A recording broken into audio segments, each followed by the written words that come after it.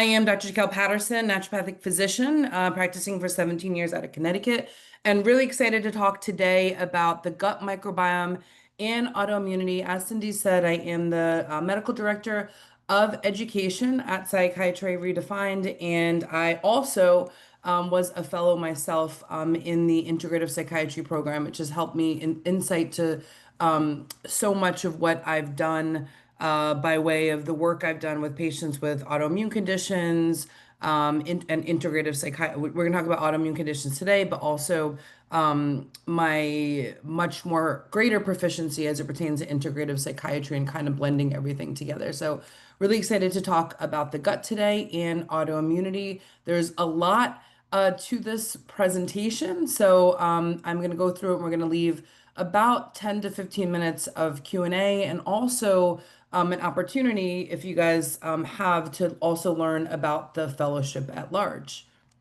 Okay, so what are we going to go through today? So we're going to go through autoimmune conditions, and then we're going to talk about how they relate to gut health. You know, what are the areas of the gut impacted? We're going to talk about immune function. We're going to talk about gut microbiota, self versus non-self. Then we're going to talk about also autoimmune conditions and infections, particularly for IBDs. And we're going to break it down into its relation to different autoimmune conditions and bacteria impacted conventional treatment, autoimmune, conventional treatment rather, integrative treatment, and then we're going to go through some case studies as well. If you guys have questions at all, just as a note, please put them as well in the Q&A. Again, I'm going to leave about 10 to 15 minutes for Q&A as much as we can get, but I also want to leave time if there's questions in general about the fellowship. Always love to know also where everybody's at. I'm again in Connecticut, but it's always cool to get on these calls and see people throughout not only the country, but in other countries. So have you ever wondered? So if you look at the rates of autoimmune conditions, they've significantly increased in the past couple decades.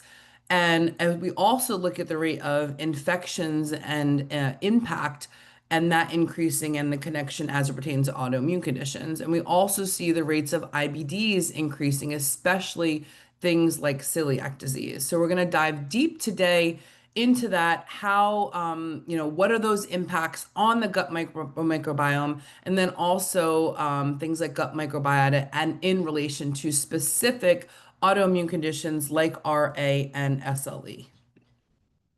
Okay, so overall, autoimmune conditions, we have over 80 autoimmune conditions, and there are many different reasons as to triggering its impact. So genetic factors, environmental factors, and past infections as well. So women also are more affected. Testosterone has confirmed, we look at some hormones, some protective benefit. There's immune receptors for estrogen, for progesterone, for testosterone throughout the body that changes over time as those hormones shift, transitions. And basically, when we look at autoimmune conditions overall, it's really the immune system attacking the body's own organs, tissues, and cells. And the ones most commonly, most prevalent are type 1 diabetes, MS, lupus, and rheumatoid arthritis. And ones most common in women are things like celiac disease, which I had said has significantly increased in the past couple decades, alopecia, type 1 diabetes, as well as Graves' disease. And pro-inflammatory gut microbiomes have shown to lead to immune dysregulation. Okay, I'm taking a little break here. I see Oregon, I see Canada, I see New York, I see Arizona. I'll be in Arizona later this week. I see New York, Chapel Hill, Texas, and Utah and Chicago, Virginia, Chi-Town. Okay, great. See what I mean? That's what I love looking at it. Okay, so autoimmune conditions, as we know, can affect many different organ systems. These are just, a list of different organ systems, again, focusing today mostly on the gut. Okay, so more than 24 million people in the United States are impacted by autoimmune conditions, and another 8 million have autoimmune antibodies. So that's like a positive ANA, which could be a sign of potentially developing on an autoimmune condition. So we do want to keep an eye on that. About if you look at things like ANA, about 1 in 4 or 1 in 5 people will have a positive ANA. Could that mean there's a genetic predisposition? You want to look at other factors. If there's, like myself, family history, my mother has lupus, rheumatoid arthritis, my aunts have it, my grandmother has lupus, had lupus, and I have a positive ANA. So what can that mean? Someone like me and other patients you have is that it might be a sign or and a predisposition, especially looking at genetic predispositions. Gender, ethnicity, and race are also linked to the likelihood of development. And also, there's definitely a connection for more common in people that have environmental exposures. So some of the environmental exposures connected, mercury, cadmium is another one with and smoking cigarette. We look at mercury connected, especially for women of reproductive age, particularly Crohn's, ulcerative colitis, lupus, RA, and MS. And also, childhood poverty has been shown to be linked in terms of increased risk for things like autoimmune conditions and other environmental exposures, like pesticides. And then things like nutrition, vitamin D for immune dysfunction has also been shown for progression of illness. So another interesting thing is almost all autoimmune conditions have been associated with at least one infection, most at least two consistent chronic and persistent infections. And so that's important to look at because when we're looking at, GI gut testing, stool testing, are there might be systemic infections patients have, and then there might be infections you see in the gut that come up like strep or staph or Klebsiella that if not treated and cared for over time, we can trigger up an autoimmune response. So there's many different reasons as we can go into for autoimmune conditions, infections being one role, and also not actually treating and supporting that. So it's a complex immune response can be triggered again by an infectious agent. So when we look at it in terms of our gut health, we have what's called the enteric mucosal immunology system, GALT, which consists of Peyer's patches, lymphocytes. We have IELs, which is the intestinal intraepithelial lymphocytes, which have CD3 and T cells, B cells, and natural killer cells.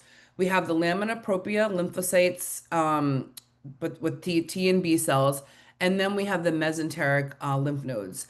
And these focus on the barrier. Basically, we want to focus on the barrier for the body to actually resist pathogens. So microbes may be up to 2 times more prevalent than human cells. So 2 times more prevalent than human cells. And data does demonstrate that there's a strong interplay between the gut microbiome and autoimmune diseases. Studies showing that bacteria in the mucus layer of the intestine, so the bacteria in the layer of the mucus layer of the intestines, have shown to be key to understanding the impact as it relates to autoimmune conditions and chronic disease conditions that possibly have their origin in the gut microbiome. So this is just a quick schematic showing how these are organ-specific immune responses. We have the gut-liver axis on the left, gut-brain axis with the short-chain fatty acids highlighted here, and then also the gut-lung axis and looking at the Th17 type response as a result that's going up. So when we look at it over time, like that's really important, how we develop it over time. And one of the, I see in my practice about 30% of our patients are 30 to 40% are under the age of like 21.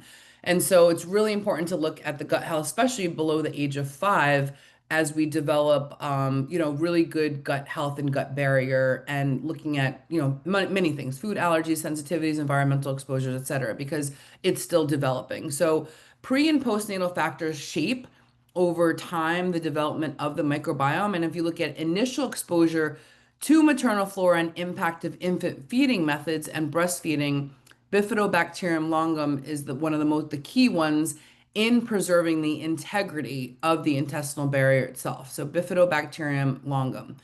And then the microbiota is transferred from the mother to the child, mostly of the Lactobacillus species. And if you look at C-section, children with C-section, they're colonized more by skin and environmental pathogens because that's their first exposure, having higher amounts of staph and strep that you'll see, and just a higher risk overall of dysbiosis. So that being a key piece to look at. And then C-section infants have also been shown to have higher rates of allergies, asthma, and autoimmune disorders. So important to note that C-section infants, higher rates of allergies, asthma, and autoimmune conditions. Again, very important to support by way of looking at probiotics and also prebiotics, particularly with Bifidobacterium and Lactobacillus, knowing that they're likely to have less of that because of that transfer and more increased likelihood of pathogens that are on the skin, like staph and strep. So this is just a picture showing that development of the microbiota over time as we age up into 2 or 3, what time and at what point they come in, Enterobacteriaceae at birth. We see the lactobacilli, we see the bifidobacterium earlier on, and then the extension as they get to 2 to 3, just showing how there's this variability and increase in bacterial diversity. This is also a slide up to age of 3. This is here at birth. This developing of the bacterial colonization, and then you see these defense mechanisms in terms of increased epithelial cell proliferation, macrophages developing over time. Really, you'll see here 6 months to a year. An initial, when they're born, the IgA producing plasma cells. So the reason to note that is seeing that development over time of things like increased mucosal secretion, and just the fact that things like secretory IgA may be less developed. Their defense mechanisms are developing pretty significantly early in life. And if there are any, things like antibiotics, or I had mentioned C-section, or any GI issues early on, or let's say food sensitivities, that could cause some dysbiosis earlier on that we want to make sure we address. So stress also, so we look at that early on. Stress changes the gut microbiome. Have even studied individuals with PTSD have changes in the gut microbiome at that time. Insomnia as well, and lack of sleep promotes inflammation in the gut. And as we know, 80% of neurotransmitters are found in the gut. And also risk for autoimmune disorder, anxiety, and PTSD, particularly for IBDs. So other things to know about the gut microbiota, we have the self versus non-self. GI tract has the longest mucosal surface, and the gut microbiome overall, in terms of, what are its functions, helping with obviously digestion, nutrients, host defense, impacted by diet, environment, and the host immune system, and basically helping to keep homeostasis by way of this crosstalk between the gut microbiota and the innate immune system. And the ones that are most necessary to maintain the gut bacterial ecosystem and just homeostasis are Bacteroides, Firmicutes, Actinobacteria, and Proteobacteria. These 4 are known to maintain that gut bacterial ecosystem. And what you'll see is these disruptions in homeostasis between both the host and microbiota can lead to pathogenesis of immune dysfunction. You have this barrier disruption that generates immunologic memory to gut commensals. We have the B cell development, IgA, CD4 helper, and T cell differentiation that are coordinated by the gut microbiota, and our colonic Treg cells that recognize specific antigens from gut microbiota from its extended self. So these are all the pieces we're looking at with self versus non-self in the development.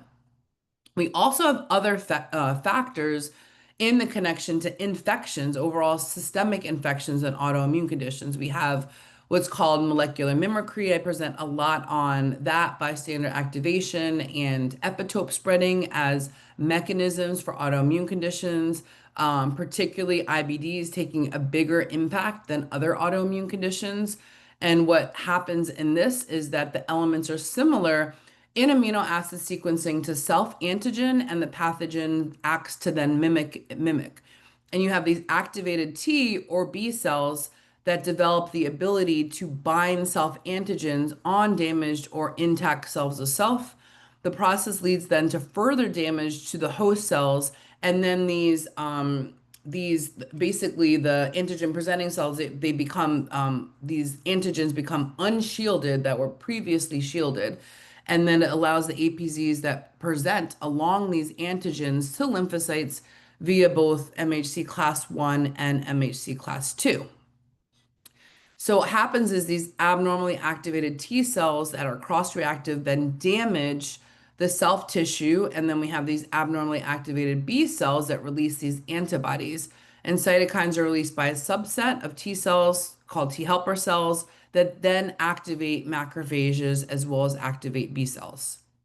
So this is just a schematic of the three different types as it relates. We were talking more about molecular mimicry. I talked about this unshielding, the APC's connection to the antigens. You have this cross-reactive response against self and non-self that then causes this issue with molecular mimicry and allowing or creating a possible situation for autoimmune conditions.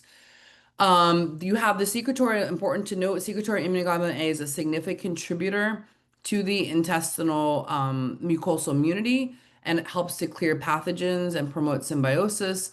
And also, there's a relation to both T cell dependent and independent pathways. And what occurs is with dysbiosis, the dysbiosis of the gut affects the expression of toll-like receptors of the antigen presenting cells. And then it basically contributes to this Th17 and Treg cell imbalance. So you'll see Th17 implicated as it pertains to IBDs, but when you have dysbiosis of the gut, there becomes an imbalance between both Th17 and Treg cells. Then you have the aryl hydrocarbon receptor ligand activated transcription factor, which recognizes dietary compounds, secondary metabolites, and environmental pollutants to manage immune response through controlling these transcription programs, which help particularly to sustain the gut barriers. These aryl hydrocarbon receptors can be involved in autoimmune diseases by the transduction of both intrinsic and extrinsic signals into cellular responses, which play a protective role.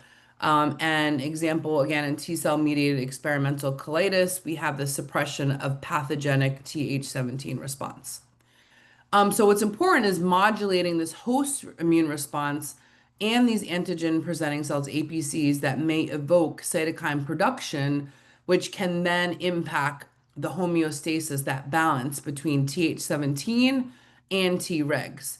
And what happens is you have these impaired gut barriers, which then equal immune exposure to these commensal gut bacteria. And this breakdown, this mucosal breakdown in immune tolerance contributes to severity because you're having this pathological response and chronic inflammatory response from the gut dysbiosis, which can then thereby lead to autoimmune disease. Because as we know, Th17 is one of the big factors implicated in autoimmune conditions. So the ones most connected in terms of just microbiota, lactobacillus has been noted for chronic disease and autoimmune conditions, particularly Lactobacillus reuteri. And one to mention, since I am presenting here with Psychiatry Redefined, Lactobacillus, especially things like reuteri, plantarum, these are ones that are also implicated for mental health conditions as well. So as I mentioned, 80% of the neurotransmitters being in the gut, but also things like lactobacilli playing a huge role in mental health, but also seeing its role in chronic diseases and autoimmune conditions. So though there are many immune benefits, they can also break through a dysfunctional gut barrier, colonize internal tissues like the liver, and promote inflammatory responses, acting as a pathobiont in autoimmune-prone hosts. Saccharomyces cerevisiae has also been shown to be detected in several autoimmune diseases: RA, SLE, antiphospholipid syndrome, mixed connective tissue disorder, and anti-Saccharomyces cerevisiae antibodies are serological markers for Crohn's disease, and they often will appear, this is really interesting, before onset in 32% of cases. So you'll see these antibodies in these serological markers for Crohn's appear before the onset sometimes of symptoms in a third of the cases. Again, IBDs being heavily connected with alteration of the gut microbiome. Okay, so now we're going to talk about autoimmune conditions and the ones mostly more studied as it pertains to the microbiome, and those are rheumatoid arthritis, inflammatory bowel disorders, Crohn's and ulcerative colitis, lupus, type 1 diabetes, and also spondyloarthritis. Okay, so when we look at RA, how it presents itself, it's a systemic inflammatory disorder. It destroys cartilage, it destroys bone. About 1% of the population has it. To me, maybe I'm just biased because I have a lot of patients with autoimmune conditions. I feel like a lot more of my patients have RA than this 1%. But osteoarthritis, as we know, is also a common thing, but RA as it pertains to autoimmune conditions, 2 times more common in women. What happens is this inflammatory response is mediated by CD4, and often CD4 is implicated with autoimmune conditions in general, but CD4, Th1, and Th17 lymphocytes. Again, as I mentioned, imbalance between Th17 and Tregs you'll see. And there's this loss of tolerance of self-antigens and inflammation promoting joint damage, which can cause an infection or trigger up an autoimmune condition. Rheumatoid arthritis patients have shown to have decreased gut microbiota compared to controls in studies. Actinobacterial C levels are decreased in studies for RA patients, so that one is key. And then in studies, 75% of people with newly diagnosed RA have Prevotella copri in their microbiome, and increased levels of Prevotella copri were shown to be connected with lower levels of Bacteroides as well.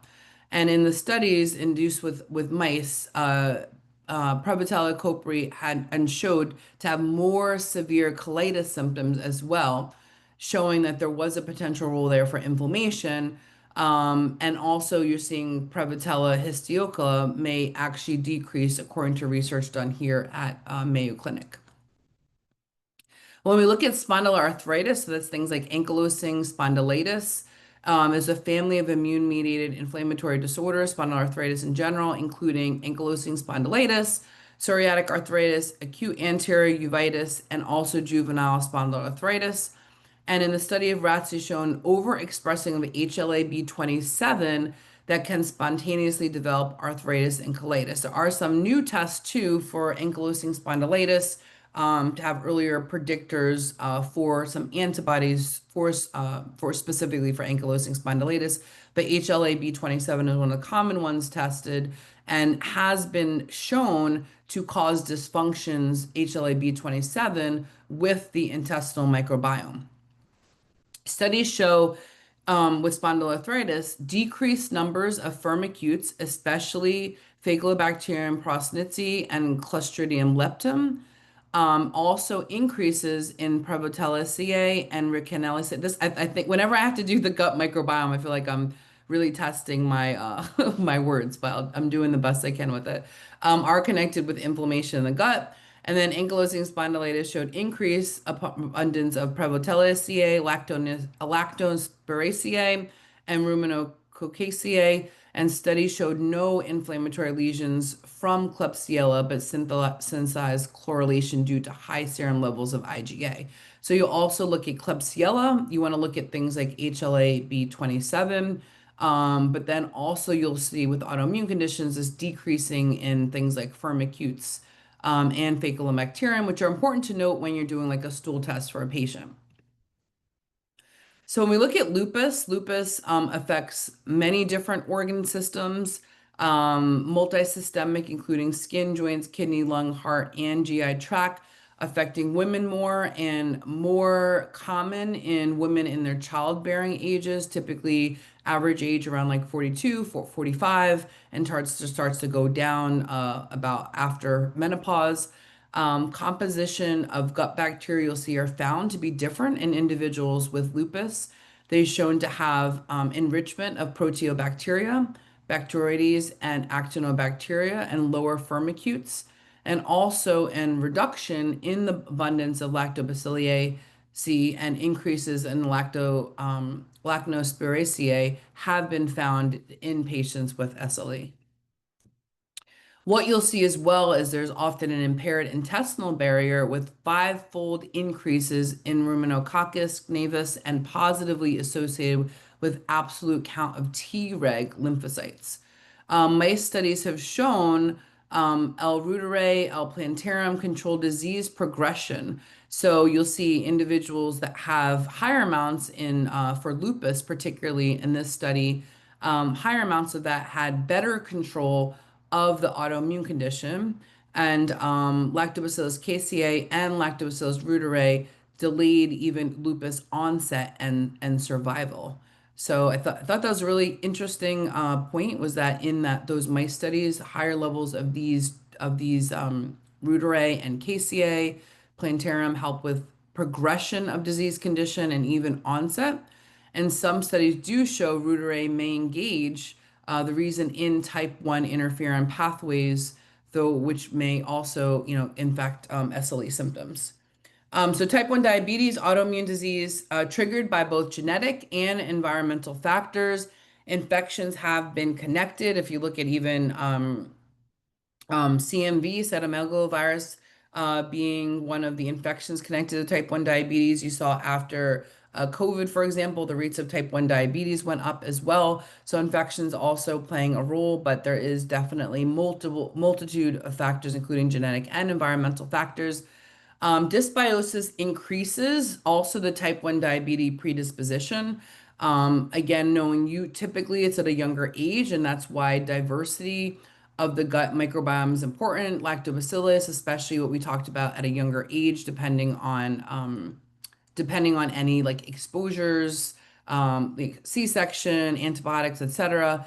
Being mindful of that. But when you look at this, there's dysbiosis that has been shown to be increased with type 1 diabetes predisposition, but there's decreased diversity, what you'll see, of gut microbiome before the onset of disease and also after diagnosis. And when you look at the ratio of firmicutes and bacteroides decreased in type 1 diabetes. And these bacteria here, G. sanguinis, D. inviscus, and Bifidobacterium longa, are connected with intestinal permeability as well, those three. And then children, more bacteroides and lower Bifidobacterium were found too. So this is also just a picture of all the factors that can influence things like type 1 diabetes, the pH of drinking water, antibiotic uses, and then what you'll see is this increase up in intestinal permeability, gut microbiome diversity goes down, the ratio will go down of firmicutes and bacteroides, short chain fatty acid producing bacteria go down.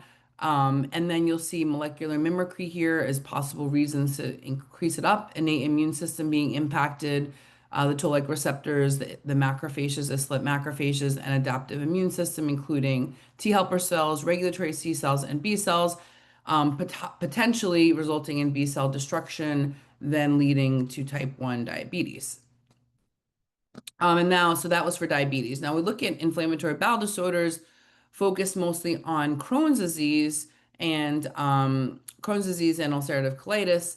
It's a chronic inflammatory condition of the GI tract that may include disrupted mucosa, altered gut microbiome, and systemic systems. There is uncertainty, though, if alteration in gut microbiome due to inflammatory process of IBDs or the bacteria actually causing the pathogenesis. So UCs, you'll see UC and Crohn's have a decrease in commensal bacteria, particularly, again, firmicutes and bacteroides, and increases in Enterobacteriaceae, and which are like Salmonella, Shigella, E. coli, Klebsiella, and increases in Proteobacteria like E. coli. And then you'll see significant decreases in Bacteroides, Lactobacillus, and Eubacterium as well. I know it sounds like a lot because I'm talking about a lot of different bacteria, but you will start seeing like kind of commonalities in which ones are kind of decreased at amounts, like things like firmicutes. You'll see things like lower lactobacilli, and then increases up of other ones that could be concerning, like Enterobacteriaceae, and also like E. coli. So with the IBDs, you see on the left side, is a balanced gut microbiota. And then on the right side is the altered gut microbiota. And again, having a balance of all of these. So with a balanced gut microbiota, you're seeing good production of short chain fatty acids versus a reduced production of short chain fatty acids. There's a much stronger barrier function. You'll see Th17 is lower and Tregs are up. There's a better balance of the Th17 and Tregs versus in an altered gut microbiome, we'll see this disequilibrium. There's also high anti-inflammatory, and low pro-inflammatory cytokines. So pro-inflammatory cytokines would be like IL-1, IL-6, whereas the anti-inflammatory ones being things like IL-10. So you'll see those balances as well. And when you look at things like IL-10 again being more anti-inflammatory and protective. IL-10 is connected with, supporting of like things like dopamine and as I mentioned, the neurotransmitter impact with the brain, but things like dopamine connected with IL-10 and when that's lower, having lower dopamine results as it relates to inflammatory cytokines. High gut metabolic activity and good intestinal health, no mucosal damage, no lesions. Again, this is a good gut bacteria and no systemic abnormalities as compared on the right, having, higher levels of pro-inflammatory cytokines, more dysfunction balance of Th17 and Tregs, more damage to the mucosa and inflammatory lesions, and then just lower also gut metabolic activity and reduced production of short chain fatty acids. So what do they do? I'm just going to go through quickly, like by way of conventional treatment, typically analgesics, NSAIDs, which we also have to be careful with, DMARDs. But some of the things to know with that is though they help to suppress immune system, they decrease Bacteroides fragilis post-treatment and also reduce abundance of Enterobacteriaceae. They increase species richness and diversity and actually kind of also work with the restoration of normal microbiota. And for RA, we've shown to have a change in Prevotella and also showing things like methotrexate inhibit purine synthesis, which may actually help to alter and normalize the gut microbiome. So some of these medications having an impact directly on the microbiota by blocking protein synthesis and also some of these inflammatory cascades.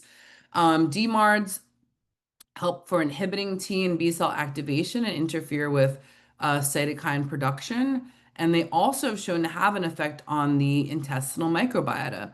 And then anti-malarial drugs like Plaquenil show increase in microbial species and diversity of the gut microbiome. One study demonstrated reduction in Bacteroides and Firmicutes in combination. This one, yeah, Firmicutes is one of the ones we have to be careful with, with autoimmune conditions, but there is some changes in how it impacts the gut microbiome. And also corticosteroids, so in terms of conventional treatments. So if we look at just integrated treatments, what are the kind of things we want to look to support? So I mentioned vitamin D as a nutrient deficiency shown in autoimmune conditions, particularly with increased progression. It is expressed on the B cells, T cells, and antigen presenting cells. But has been shown increased progression if it's been lower than 40, if you look at conventional labs for RA, SLE, and mixed connective tissue disorder. And also vitamin A. So these again are supportive things. So vitamin A playing a regulatory role in a cellular immune response and humoral immune response.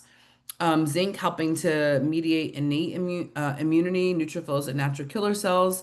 Lysine, sometimes using that as we're looking at viral activity, as well as monolaurin being heavily studied when we're looking at any infections and viruses.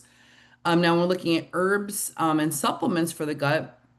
Astragalus has been that's one of the ones I like too, because astragalus also helps overall with immune function, and especially for a patient that's, having chronic, in terms of chronic infections or immune system, but also helping not only with that, but also with the gut health. It has been shown to increase beneficial bacteria, particularly lactobacilli and bifidobacterium, and decreasing Enterobacteriaceae for colitis. It also is shown to have a regulatory effect on Th1 and Th2 cells, and astragalus is also shown to reduce in studies in IL-17 and A and IL-25, which are pro-inflammatory cytokines. Pedarius scandens, which is studied to inhibit the expression of TNF alpha and IL-1 beta and TGF.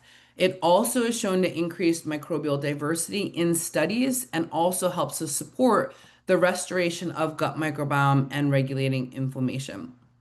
Tritium wilfordi, which is used for rheumatoid arthritis, is shown to be just as effective as DMARDs, and it's shown also to improve CRP and ESR levels, and also has been shown to be studies shown it reduce. Again, this is testing my Latin Holdemania filiformis and Bacteroides that is abundant in RI patients. Berberine. So berberine often used for chronic disease conditions, glucose control, also used for infections.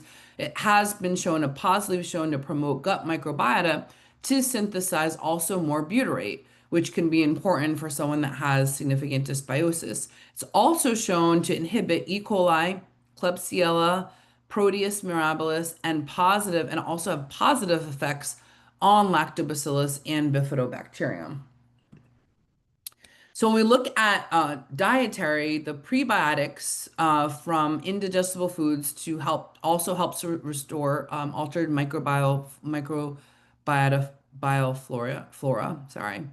Mediterranean diet. So we have Mediterranean diet. I also often mention when I'm talking about for mental health the MIND diet. Both the Mediterranean diet and MIND diet have shown to be helpful for autoimmune conditions, have been shown to be helpful for mental health conditions, higher antioxidants, and they've shown people that have this diet have a greater abundance of firmicutes, particularly Faecalibacterium, Prosnitzi, and they're metabolized by anaerobic gut bacteria that produce short-chain fatty acids, reducing pH, colonic pH, that favor the growth of bifidobacterium and lactobacilli and reduce Bacteroideaceae. So these prebiotics benefit. Butyrate enemas have also been used for UC successfully. And also what you'll see with prebiotics is a lowering of CRP levels of IL-6 and IL-8. And I mentioned the pro-inflammatory cytokines, things like IL-1, IL-6, and IL-8, causing issues with the gut microbiome in terms of dysfunction, and showing that prebiotics help to lower the levels of these pro-inflammatory cytokines. Now, when you look at treatments with probiotics, the single probiotic strain that have been studied for maintenance of ulcerative colitis has been Lactobacillus, Bifidobacterium, and Saccharomyces boulardii. And the studied probiotics for rheumatoid arthritis include Lactobacillus rhamnosus, Lactobacillus casei, Bacillus coagulans, Lactobacillus reuteri, Lactobacillus acidophilus, and Bifidobacterium bifidum. L-caseae is shown also to lower IL-12 and TNF alpha for RA patients. I mentioned TNF alpha being a factor looking at that with RA, but L-caseae is shown to lower TNF alpha for RA patients with reduction of swollen joints. So lactobacillus strain is shown to help with firmicutes. It's shown to help with gut modulation. Saccharomyces boulardii also has been shown to be helpful or studied for maintenance of Crohn's disease and ulcerative colitis. And then I'm just going to show a few. I know we don't have too much time left. I'm going to show a couple case studies. So this is a case study I had with 11-year-old female, had ulcerative colitis and also acid reflux, seeing a lot of acid reflux for kids. So make sure to look that up as you're working up a patient, as well as sleep apnea. Those are two things I'm seeing kind of on the rise. But when we did a stool test, she had elevated Clostridia, Bacteroides, Enterococcus, Staph, and Strep, and also found to have food sensitivities, dairy, garlic, and wheat. So the protocol was basically to do some food sensitivity removal, having consumption of high fiber diet and prebiotics. She was placed on berberine for 3 weeks. Glutamine, the dosage was about was 3 grams daily, 3 to 5. I think initially 5 grams for a couple weeks. Then after that, maintenance of 3 grams and Lactobacillus reuteri. On follow-up visit, which was 6 weeks later, the patient reported reduced bloating and abdominal pain, decreased blood in the stool, and also acid reflux was also minimized. So we have this other case study, 18-year-old female, idiopathic abdominal pain. Her symptoms were burning pain in the abdomen and IBS. This was an interesting case because I actually saw the whole family and they all had histories of IBDs. So one of her aunts had Crohn's disease, the other one had ulcerative colitis, and I believe either the mother or father also had IBD. She'd went to multiple doctors, had done colonoscopies and endoscopies several times. Everything kept coming back negative, but she did have a lot of this constant burning pain in her stomach. And so what we saw by way of symptoms was not only just the burning pain, but inconsistent stool. She had no change. She had done low FODMAP diet for a year before coming to see me with no change. And her digestion issues started since she was a child. So as I mentioned before, these are important things we're looking at family history too, of is this person obviously has a predisposition to having an IBD in the future, but nothing was really showing up by way of, the full list of tests in terms of colonoscopy, endoscopy, everything was coming back fine. And so obviously that's why they said she had IBS, but she was having burning pain with every meal and just had done all the dietary changes and with no basically benefit. So we did labs. We found she was iron deficient, which we know we want to look at things like celiac. She did come back negative actually for celiacs, but when there's obviously digestive issues, there's potentially risk for having other, nutrient deficiencies. Food sensitivity she found were wheat, eggs, chocolate, coffee, very highly elevated AM cortisol, elevated Bacteroides, firmicutes, staph, strep, like too high of levels, elevated secretory IgA, and though, like I said, celiac was negative on the other test on the blood work, she also had elevated anti-gliadin in the stool itself. So definitely showing in this study having some leaky gut issues with the barrier, with the elevated secretory IgA, and then also some overgrowth of bacteria that were more pathogenic, like staph and strep. So we did the food sensitivity removal for a period of time. We had a consumption of a high fiber diet. We did fiber caps that had glucomannan in them. She placed on histamine food blocker, DAO, L-glutamine, that was a little higher for her, 5 grams, and a spore-based probiotic. We also did, this was for the staph and strep grapefruit seed extract, about 1,000 milligrams for 6 weeks. I did NAPMER just based on some anxiety, mental health, basically our full workup, which is homeopathy, a little bit different, and then zinc carnosine as well to help with just healing for her lining of her gut. So when she came on the next visit, it was just in 4 weeks. She was 50% better. I think a lot attributing to like some of these like initial dietary changes, and then things progressed after that. And then in 4 months, she reported 95% improvement. She reintroduced food, so we were able to reintroduce the foods at about the 4 month mark. She said there was no sensation. She called it like pop rocks in her stomach, no bloating or abdominal pain. She had a consistent stool, and she did have burning pain at that time. Not no longer, that she had that, but initially within the first 6 months, still did have burning pain, but it was once per month versus like all day. This was a really great case because I had very limited months. I saw her at the end of the school year before going to college, so I had like 4 or 5 months to make her much better before she went into college, and that was the biggest concern because obviously in college you have different options of food options, and they were just worried that the situation was going to get even worse.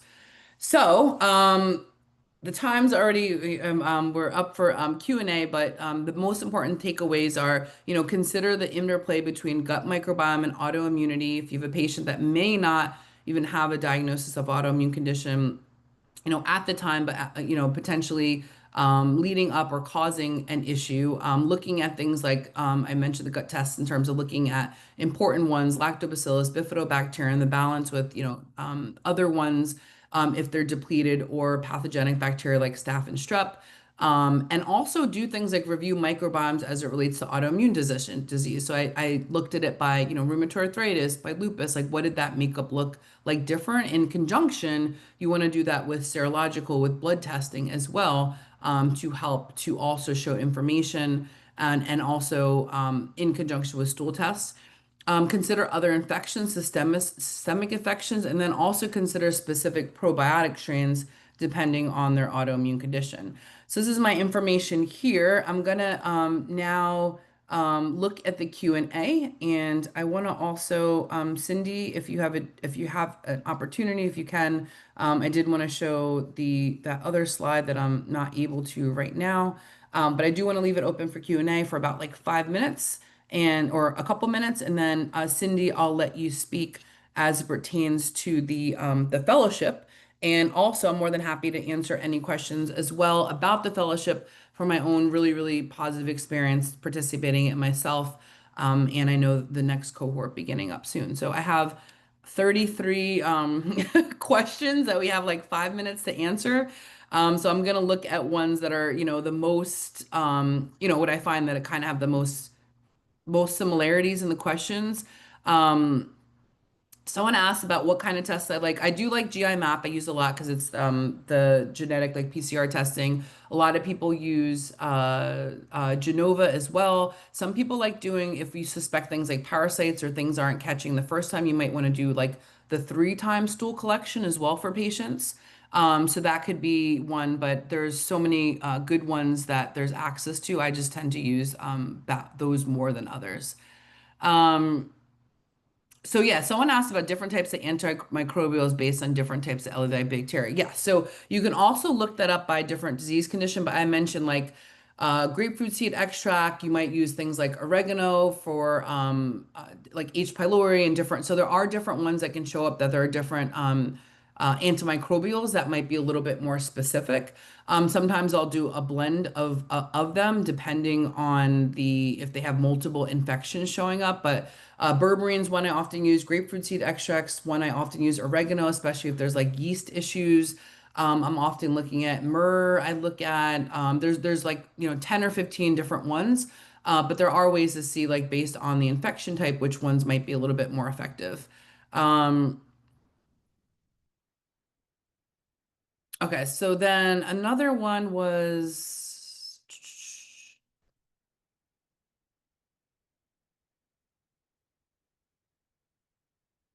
so I'm just looking at someone's asking about autoimmune. I'm going to answer or more of that. I know someone asked about methylation. That's also a big factor for what I test with patients, especially in their first visit. If that hasn't been tested before, is things like MTHFR, CompT, et cetera. What I usually see, as we know, there's an issue with folic acid, but oftentimes, sometimes I'll say those patients are a little bit more sensitive. So I'm using that in mind when I'm actually giving them treatments. As it pertains to autoimmune potential, I haven't seen no so much like direct studies for that. Definitely in other factors, obviously like cardiovascular disease or just overall response and reaction to things like psychiatric meds, et cetera. But less so I've seen on that in terms of that connection there. Someone asked about the implication of ANA pattern that's cytoplasmic and nuclear homogeneous with ANA of titer of 1 to 40. As a reminder, as I said, about 1 in 5 people have a positive ANA, and many people just have a positive ANA, and there's nothing really to lead from that. If you look at lupus, for example, the new scoring you have to have in their category like a score of over 10, and so that includes serological tests in terms of like ANA. It could include things like Smith antibodies. It could include double-stranded DNA, like one of those factors. Then there has to be other clinical symptoms when you look at lupus. So it's like joint pain, fatigue, sometimes obviously photosensitivity, butterfly rash, kidney issues. They might look at like protein changes, aphthous ulcers. So you have to have a certain amount in the category still in the list to hit their criteria, not just the ANA. And that's one of the challenges, as you guys all know, as like practitioners, is someone having a positive ANA and a patient being worried. What I'll tend to do is try to retest it again in 6 months, just to keep an eye on it. However, you want to look at that matched with clinical symptoms. The other thing that I find is that sometimes infections or any inflammation can increase up those antibodies. And I will say I have worked with many patients that we've gotten that to clear after or antibodies to go down significantly after we've worked on those infections. And if you look at someone like me, my ANA has been as high as what is the number? I think five, after it goes 180, then it doubles 160,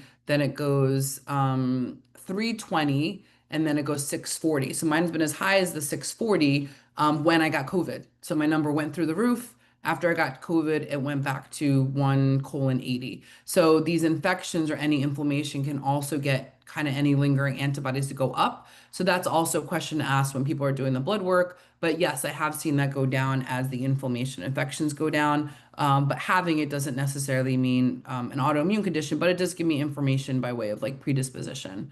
Um, yeah, so someone asked about Lactobacillus reuteri. So they often have the Lactobacillus species in acidophilus obviously is the most common one in many of the probiotics, but oftentimes it's good. It's going to be also good to look at like a blend of lactobacillus when you're looking at autoimmune conditions. The one most studied is like reuteri and caseae. It can be in probiotics, but it depends. A lot of people will do just like the lactobacillus acidophilus and bifidobacterium only, or they might do, let's say, a spore-based probiotic. Or they don't necessarily do a blend, but they do have some that have higher amounts of those two. And so that's why there's so many different probiotics available. And also those have also been connected with things like mental health as well. Um, Yeah, so someone asked about casting a high neck. I do love Cyrex.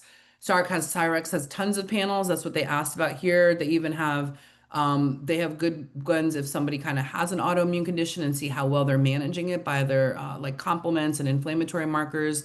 So I definitely like someone had asked about that. You want to look at things like complements. You want to look at some of the other like inflammatory cytokines like IL-6, but something like a Cyrex test is going to actually see how well they're managing the infection itself. So that would be good because I agree just doing the ANA might not show enough.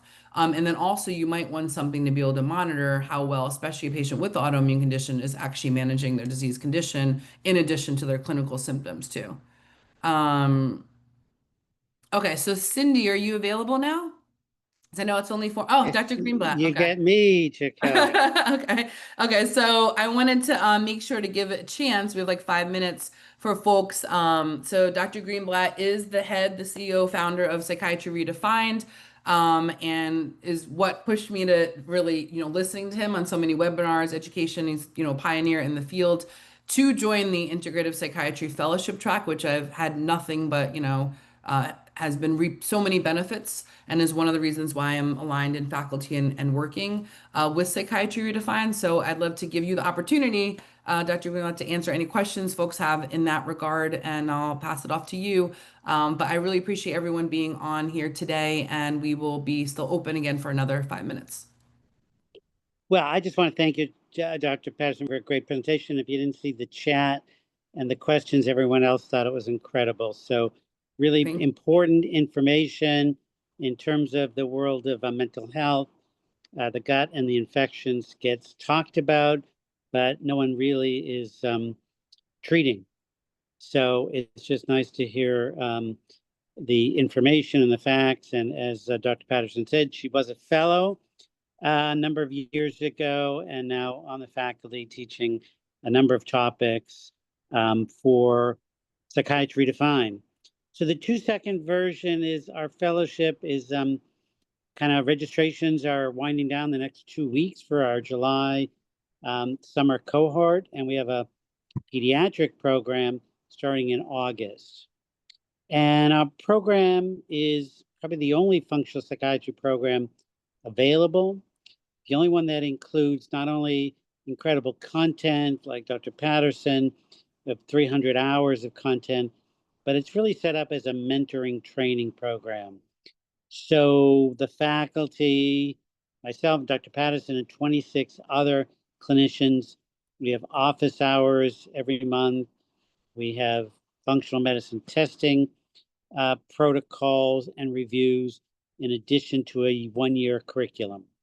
covering everything from infections to ketogenic diets to my areas of interest around nutritional deficiencies affecting mental health. So we're not going to have much time to answer specific questions, but we do have educational consultants, and please, sign up for a discussion to see what program is right for you. We've had Dr. Patterson ran a great program on hormones. We have subspecialty programs on ADHD and OCD. So please, if you have an interest, sign up. I think there's been in the chat a couple links for one of the discussions with our educational faculty to see if it's right for you. So again, thanks, Dr. Patterson, incredible presentation. We will be sending out the slides and the recording, and really appreciate everyone taking the time and Dr. Patterson to speak this evening. So have a great night. Take care.